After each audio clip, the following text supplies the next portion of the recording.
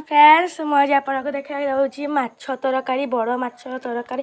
तो ये देखु ये आम माछ रखीदेचु से हलदी लुण और लंका दे या भल गोल देचु। आमर तेल गरम हो गला तो ये आम माछ गुड़ाक देदेचु। देखु आमर माछटा सीझी भाजी सारे आम प्लेट को देवा। आमर माछ देख भाजी से आम रखीदेचु गोटे जगार आउ से लाल भी जाइए आम तरकारी बसैबा। देखु आम मसला गुड़ाक रखीदेचु। एठी रखाई आमर धनिया पत्र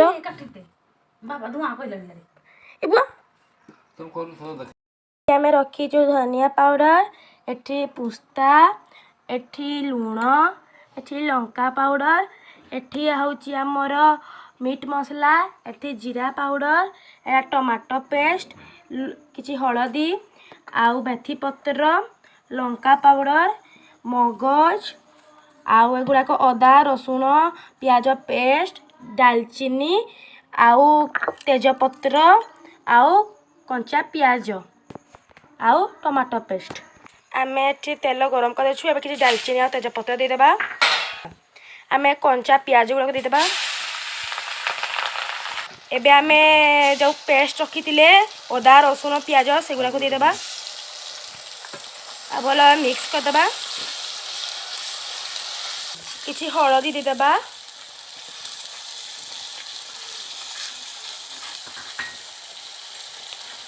तापरे किछि काश्मीरी मिर्च पाउडर दे देबा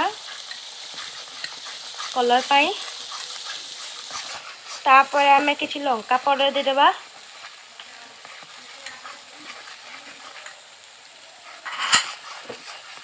तापर आमे धनिया पाउडर दे देबा।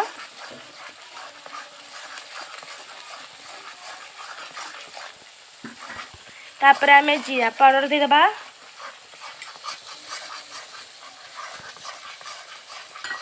एबे आमे किछि पानी के दे देबा। आपण अनुसार पानी दे पारे। आपण झोल खाइबे तो बेसी पानी देबे आउ लटपट खाइबे तो कम पानी देबे। एबे आमे किछि पुस्ता दे देबा।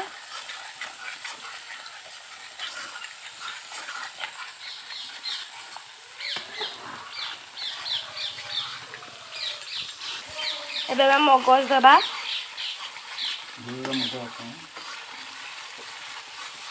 मगज और पुस्ता गुड़ाक आम बहलिया हाँवाई दौचु आ से मसला मोटा भी हे। आपण स्वाद अनुसार लुण देदेवे टमाटो पेस्ट देदेबा आ भल मिक्स करदेबा। एबे आमे किछि मीट मसला देदेबा आ किछि मेथी पत्र। एबे आमे जो भजा माछ रखिथिले ताकू आमे तेल रे दे देबा। आमर ए प्रस्तुत हो गला रोही माछ तरकारी आ तार कलर भी बहुत सुंदर खाऊँ। या आपण गरम भात कि पखाल भात संगे भी खाई पारे। आपण घर बने भल लगे कमेंट बॉक्स रे कमेंट करेंगे। लाइक शेयर कमेंट जरूर करेंगे। आउ पाखे बेल आइकन को क्लिक करदेवे। बाय।